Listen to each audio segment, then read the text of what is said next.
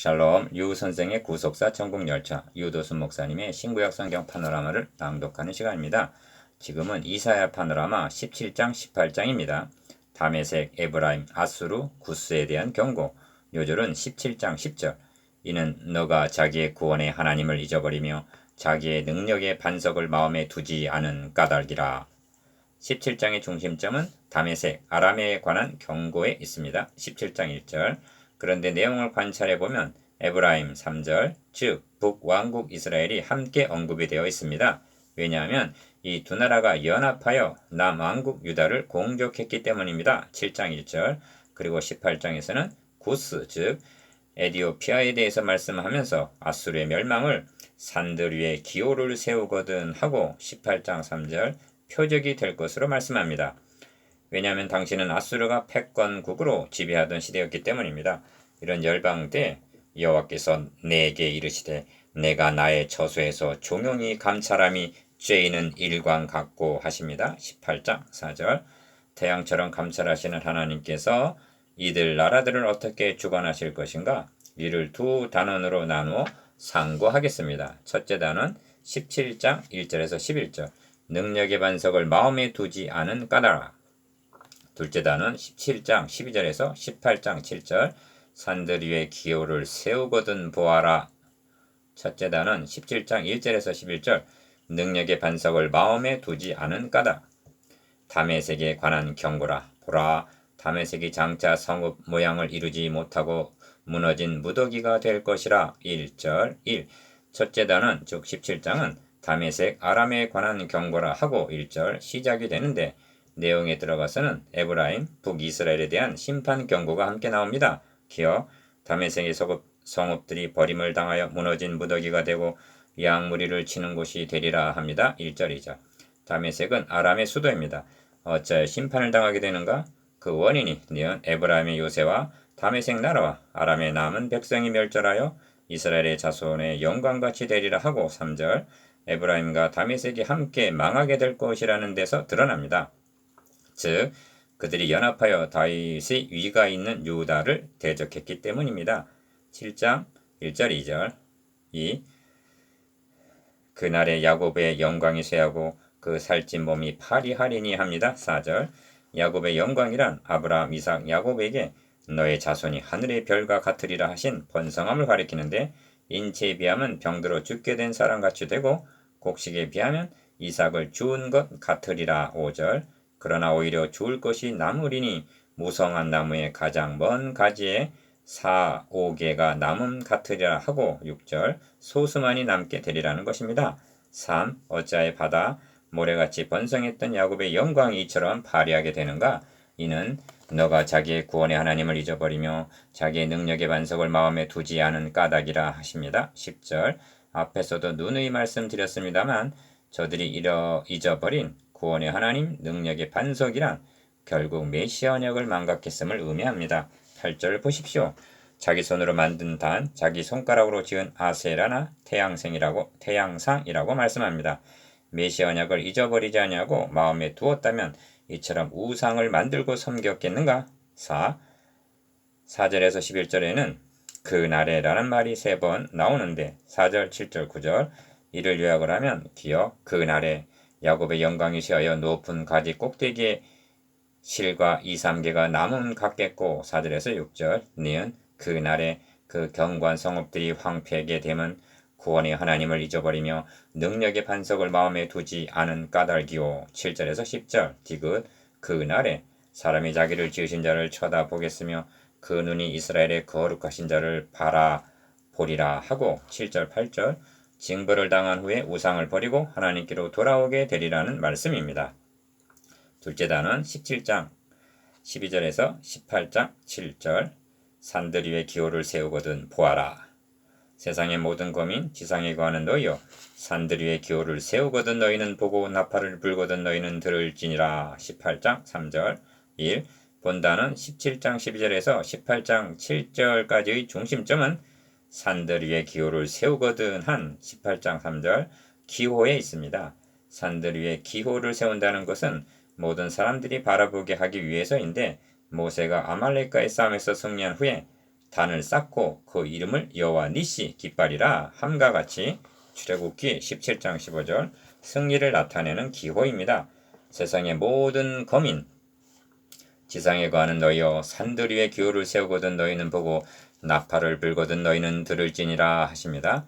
그 기호와 나팔이 무엇을 가리키는가? 이 우선적으로 생각할 점은 문맥입니다. 17장 12절에서 슬프다 하고 말씀하고 있는데 18장 1절도 슬프다 구세강 건너편 날개치는 소리 나는 땅이요 하고 1절 슬프다로 시작하고 있다는 점입니다. 이는 18장이 17장 12절의 말씀과 결부되어 있음을 나타냅니다. 그래서 둘째 단원을 17장 12절로부터 나눈 것입니다. 3. 슬프다 많은 민족이 소동하였으되 바다 파도에 뛰노는 소리같이 그들이 소동하였고 열방이 충돌하였으되 큰 물에 몰려옴같이 그들도 충돌하였도다 합니다. 17장 12절 12절 13절에는 소동이라는 말이 2번, 충돌이라는 말이 3번이나 나옵니다. 도대체 어느 나라 군대가 바다 파도의 뛰노는 소리, 노도같이 몰려와서 소동, 충돌하였단 말인가? 그것은 모든 정황으로 볼 때 아수르 군대를 가리킴이 분명하다 하겠습니다. 그 점이 주께서 그들을 꾸짖으시리니 그들이 멀리 도망함이 산의 겨가 바람 앞에 흩어짐 같겠고 하신 13절 말씀에 나타납니다. 4. 더욱 결정적인 근거로는 보라 저녁에 두려움을 당하고 아침 전에 그들이 없어졌나니 하신 말씀입니다. 14절 상반절 이는 저녁까지 두려움의 대상이었던 그들이 여호와의 사자가 나가서 아수르 진중에서 18만 5천인을 쳤으므로 아침에 일찍 일어나 본즉 시체뿐이라. 37장 36절에 대한 묘사이기 때문입니다. 그처럼 소동 충돌하던 아수르 대군이 아침 전에 없어지고 만 것입니다. 아침 전에 18만 5천 명의 대군을 없이 하였다는 이보다 더한 승리가 무엇이 있겠습니까? 이것이 세상의 모든 거민이 바라보고 하나님 경외하기를 배우게 하기 위한 기호가 아니고 무엇이랴? 모든 사람이 바라보아야 할 기호. 1. 이런 문맥에서 18장은 슬프다 구스의강 건너편 날개치는 소리나는 땅이여 하고 18장 1절 구스에 대한 언급으로 시작이 됩니다. 그런데 1절 2절 말씀이 시적으로 표현이 되어 있어서 분명치가 않은데 사자들아 너희는 강들이 흘러 나누인 나라로 가되 하는 2절 중반절 말씀을 이렇게 재구성해서 볼 수가 있습니다. 아수르 대군이 큰 물에 몰려옴같이 침공하여 예루살렘이 위협을 당하게 되자 구스 왕이 사신을 배에 태워 히스기야 왕에게 급히 보내어 지원군을 보내주겠다고 제의했다는 것입니다. 이 점이 열왕기하 19장 9절에 아수르 왕이 구스 왕 디르하가가 나와서 더불어 싸우고자 한담을 듣고 한 말씀이 이를 뒷받침해 줍니다. 그런데 3절은 히스기야 왕이 이를 거절하면서 사신에게 대답한 말이라는 것입니다. 세상의 모든 거민 지상에 거하는 너희여 산들 위에 기호를 세우거든 너희는 보고 나팔을 불거든 너희는 들을지니라. 18장 5절 즉 이렇게 대답한 셈입니다. 우리는 당신들의 도움을 필요로 하고 있지 않다. 우리는 하나님을 의뢰하고 있다. 하나님께서 어떻게 승리케 해주시는지 산들 위에 승리의 깃발이 휘날리거든 보아라. 그리고 승리의 나팔이 울려 퍼지거든 듣기나 하라. 3. 구속사라는 넓은 문맥으로 볼 때 하나님께서 세상의 모든 거민, 지상에 거하는 모든 자들이 바라볼 수 있도록 세우신 기호가 무엇인지 여러분은 말해줄 수가 있습니까? 그것은 아수르도 바벨론도 아닙니다. 버나드는 이렇게 찬양합니다. 갈보리산 위에 십자가 섰으니 주가 고난을 당한 표라. 험한 십자가를 내가 사랑하는 주가 보혈을 흘리니세 최후 승리를 얻기까지 주의 십자가 사랑하리. 빛난 멸류관 받기까지 험한 십자가 붙들겠네. 4. 성경은 말씀합니다. 불뱀을 만들어 장대 위에 달라 물린 자마다 그것을 보면 살리라. 민수기 21장 9절 바울은 증거합니다. 어리석도다 갈라디아 사람들아 예수 그리스도께서 십자가에 못 박히신 것이 너희 눈앞에 밝히 보이거늘 누가 너희를 깨더냐. 갈라디아서 3장 1절 예수 그리스도는 우리를 구원하시기 위하여 죽으실 뿐만이 아니라 다시 살아나심으로 세상의 모든 고민이 바라볼 수 있도록 승리의 기호가 되어 주셨습니다.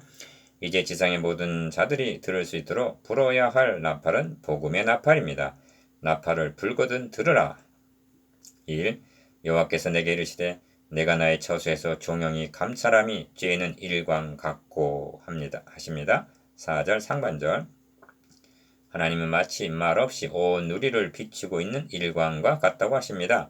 가을 더위에 운무 같도다 하십니다. 4절 하반절 열매를 익히기 위해 가을 햇볕은 따갑습니다. 그런데 밤 기온은 내려가므로 소리 없이 내리는 이슬이 풍부합니다. 우리는 일상 가운데 내가 나의 처소 보좌에서 종영이 감찰함이 죄인은 일광 같다 하시는 하나님을 얼마나 의식하며 살아가고 있는지 가을 더위에 운무 같은 은총을 입으면서도 말입니다. 너가 이 일을 행하여도 내가 잠잠하였더니 너가 나를 너와 같은 줄로 생각하였도다 하십니다. 시편 50편 21절 2. 18장 5절 6절은 앞에서 말씀한 아수르 군에게 행하실 기사입니다. 포도가 익어갈 때는 가지를 쳐줍니다.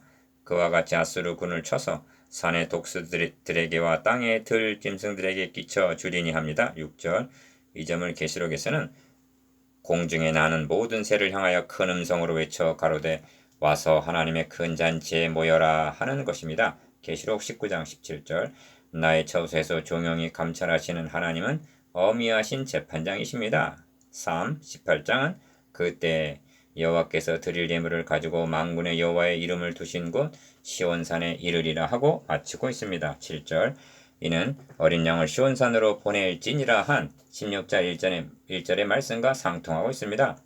1차적으로는 아수르가 심판당했다는 소식을 들은 구스 사람들이 하나님을 경외하게 될 것을 가리키고 넓은 문맥으로는 만방이 그리로 모여들 것이라 많은 백성이 가며 이르기를 오라 우리가 여호와의 산에 오르며 한 2장 2절 3절 이방인들이 복음의 나팔 소리를 듣고 십자가의 기호 아래로 나오게 될 것을 의미한다 하겠습니다. 나주 여호와가 이르노라 내가 열방을 향하여 나의 손을 들고 민족들을 향하여 나의 기호를 세울 것이라 그들이 너의 아들들을 품에 안고 너의 딸들을 어깨에 메고 올 것이며 하십니다. 49장 22절 스가랴 선지자도 예루살렘을 치러 왔던 열국 중에 남은 자가 해마다 올라와서 그 왕 만군의 여호와께 숭배하며 초막절을 지킬 것이라 하고 스가랴서 14장 16절 복음이 이방인에게까지 개방될 것을 말씀합니다. 4. 이제 묵상해 보십시다. 기억 구원의 하나님을 잊어버리지 않고 마음에 두고 17장 10절 살아가고 있는지 니은 만민이 바라보고 들어야 할 기호와 나팔은 무엇인지에 대해서 디귿 나의 처소에서 종영이 감찰하시는 하나님의 임재에 대해서